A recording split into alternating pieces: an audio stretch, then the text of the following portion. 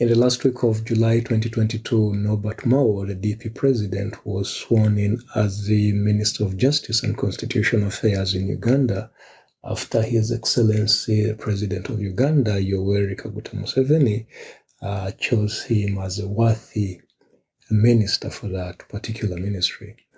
Now, there has been a lot of debate going on about Mao's appointment as the Minister of Justice and Constitutional Affairs, and this basically stems from one simple fact that now Mao is a member of the Democratic Party, a party that is on the opposition side of Uganda's politics in 2022, and the NRM is the sitting government, is the current political party that is leading the government of Uganda today.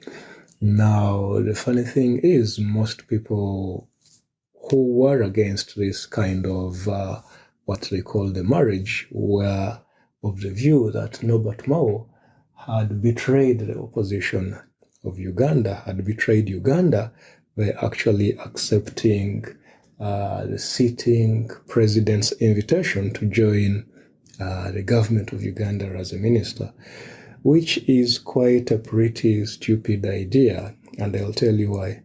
First and foremost, Museveni's decision to engage a high-profile member of Uganda's opposition, and get him into government as the Minister of Justice and Constitutional Affairs is actually coming down to three things. One, it comes down to a government that is quietly efficient.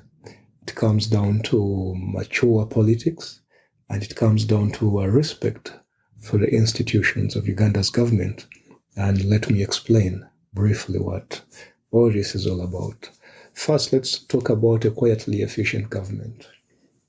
Quietly efficient government, what we need as Uganda is a government that is efficient. We need a government that is quiet. We don't need a government which makes noise and pretends that that is what it means to be efficient. The predominant political parties in Uganda today, specifically the NUP of Robert Kyagulanyi and the FDC of, it's mostly known for Kizza Besigye. The president of the FDC today is a different fella, but most people, when you mention FDC, they run to Kizza Besigye, so they will call it Besigye's FDC. Now, those two predominant opposition parties today, as far as they are concerned, being efficient, if you look at their politics today in 2022, making a lot of noise is what it means to be efficient.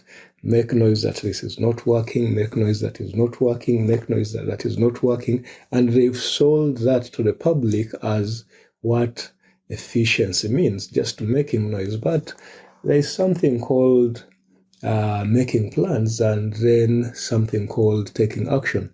It doesn't matter how many plans you make, it doesn't matter how many ideas you have, as long as you don't translate these plans or ideas into action, then you're not being efficient. Nothing is going to happen.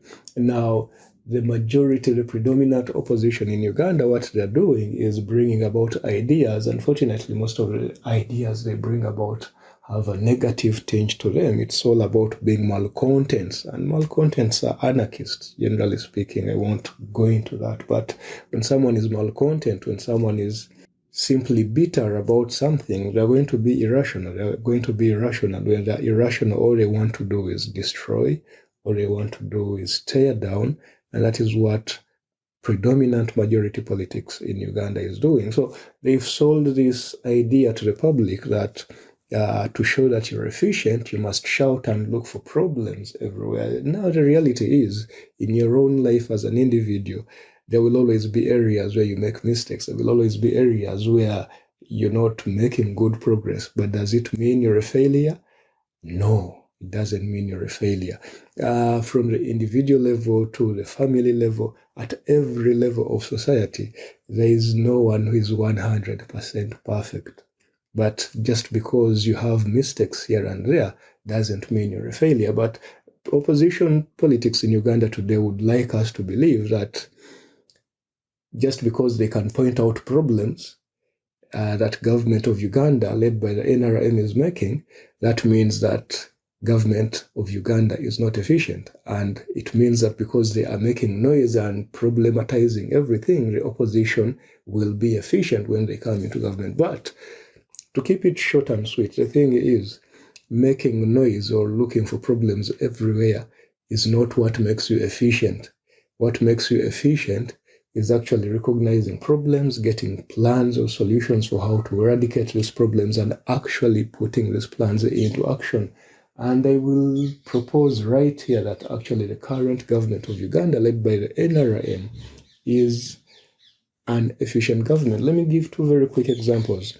As I've used this example before somewhere. There was this woman who, a Ugandan citizen, who was like, government is not efficient, the health sector is not efficient. She's got 3 children between the ages of 5 and 12 years old. And I asked her, where did you give your birth from? And she's like, from government hospitals. I did know her history, actually, so she couldn't tell lies to me. And I'm like, did you go for your antenatal and postnatal visits to government hospitals? And she's like, yes, I did go to government hospitals for all of them. And I'm like, were you asked for any money from those hospitals? And she's like, no, they didn't ask me for money. I'm like, so you go to all those postnatal and antenatal services for free in government hospitals?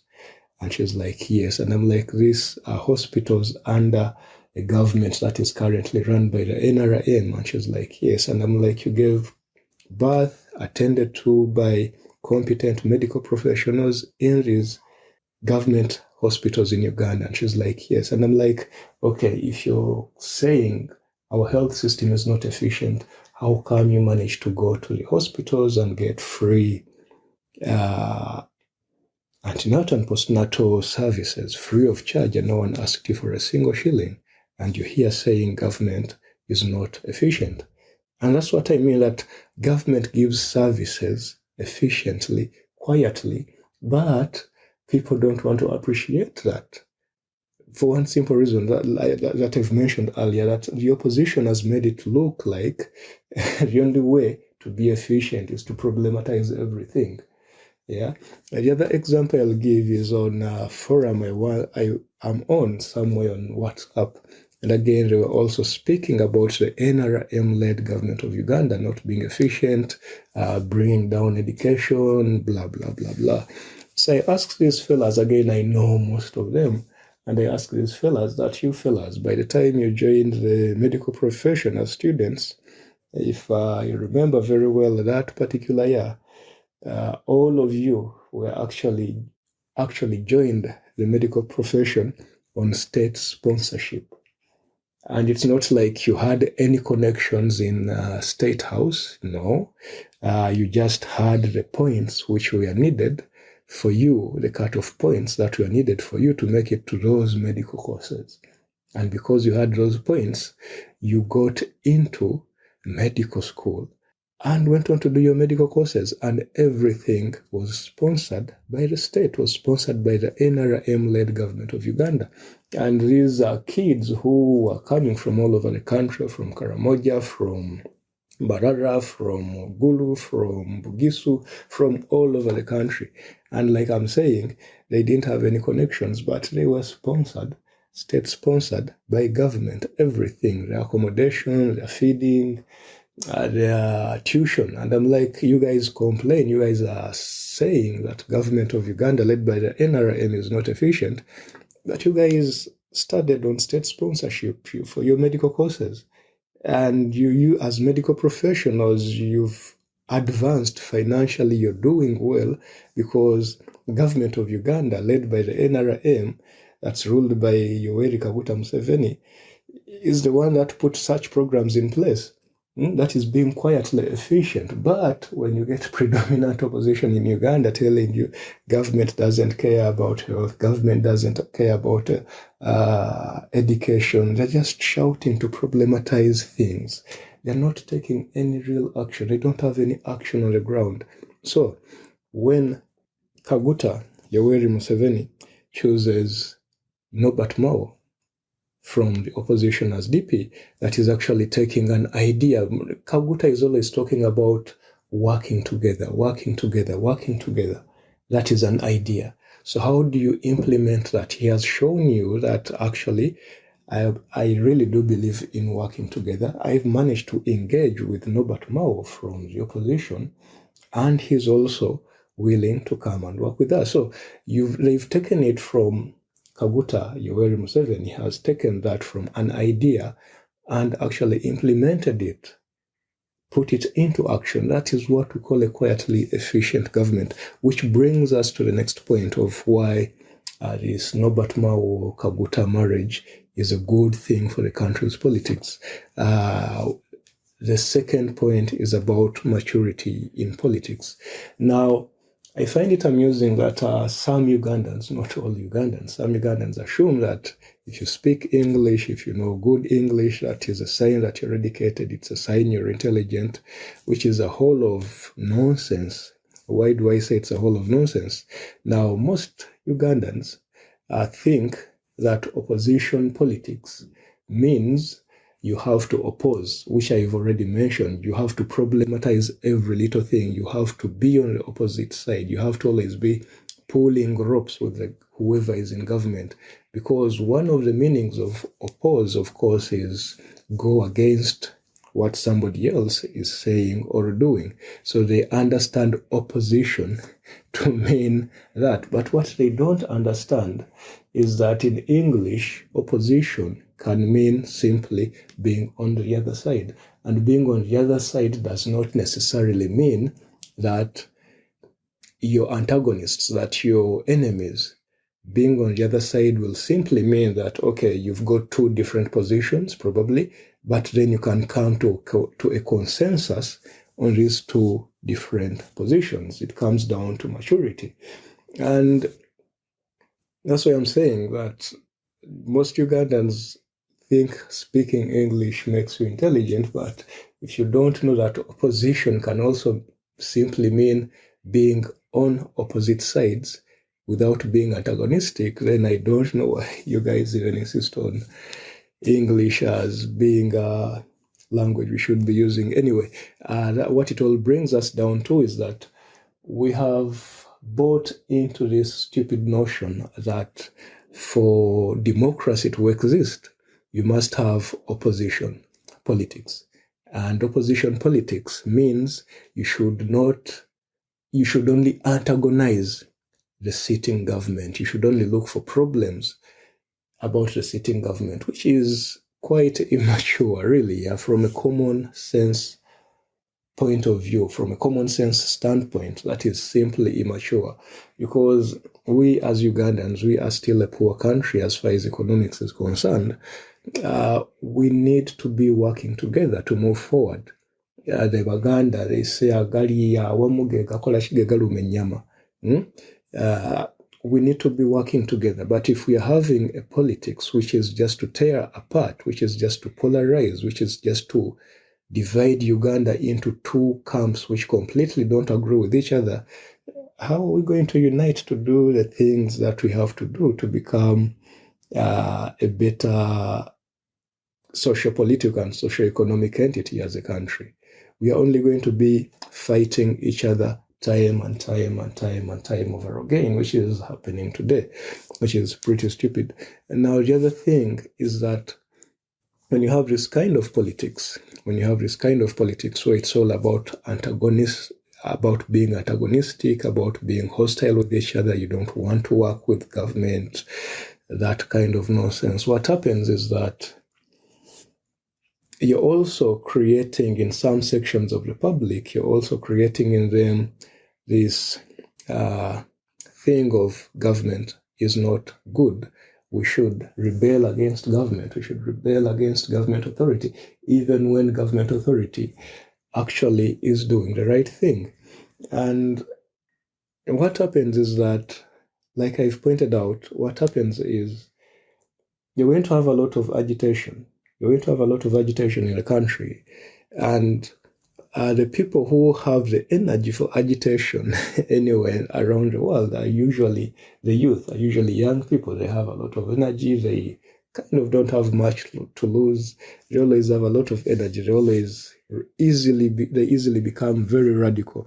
And what happens when people become radical in any government, they're going to go into illegal activities or criminal activities in the name of being freedom fighters, in the name of being social justice warriors. And naturally, they will get into trouble. They will get arrested. And when they get arrested, the political parties, all they can do, the opposition political parties, all they can do is shout and say, oh, now you're arresting these people because they're freedom fighters, you're dictators, when actually these people have been engaged in criminal activity. And of course, the only thing the political parties are going to do is shout. For them, it is political capital for them. It's political capital for them, but they don't actually give a damn about these kids who are now in prison, who are now facing the long arm of the law.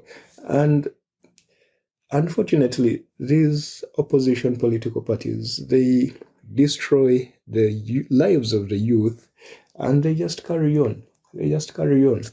And all they do is they say, oh, that is the problem of government, but it is you, the opposition, who planted this seed of a stupid agitation into his youth. Now, don't get me wrong. I mean, you need to be assertive. You need to speak up for your rights. You need to ask for things to be better, but you have to do them in a way which is legal, in a way which doesn't harm you or harm others. Yeah. So, yes, it's okay. You ask for your rights, ask government for accountability, but the way opposition politics is doing it in Uganda is you're compelling youth to get agitated in very stupid ways that are criminal. They're going to end up in government cells, they're going to end up in prison. And once they're in there, the law really is a slow process. The law is a slow process. It's its time. You're probably going to be there for maybe a minimum of 3 months before you're cleared. And that is the same thing the world over. It has nothing to do with Uganda's justice system being inefficient. For comparison, look up the justice system of Japan, and then you'll be like, okay, you never want to be a criminal in Japan, especially if you're actually innocent, because it takes donkey years to process you through the system. So these youth end up having parts of their lives wasted because of opposition politics, which stinks because of immature opposition politics. And nobody says anything about that. So with Mao and Museveni, DP and NRM coming together to work together, you have one in government, you have one on the opposition. That is mature politics. With that kind of mature politics, we won't have our youth being agitated into activities that are going to land them into prison, into police cells. So the Museveni-Mao marriage, as people have termed it, is actually good because it indicates a maturity in Uganda's politics. It indicates a maturity in Uganda's politics. And finally, the Mao-Museveni marriage, or the DP-NRM marriage, or the opposition government marriage in Uganda, is all about a respect for Uganda's institutions. It's about a respect for government institutions. And government institutions are here to serve every Ugandan, irrespective of whether they are in DP, NUP, FDC, ANT, JEMA, NRM, whether they don't believe in any politics. Government institutions are here for everybody, and as such, we should respect our government institutions. And respecting them means we have the confidence in these institutions. Yeah. But when you hear people saying that, oh, how can Mao go into the government and become a minister in the government of Uganda, that is that's a lot of ignorance about how our government institutions work.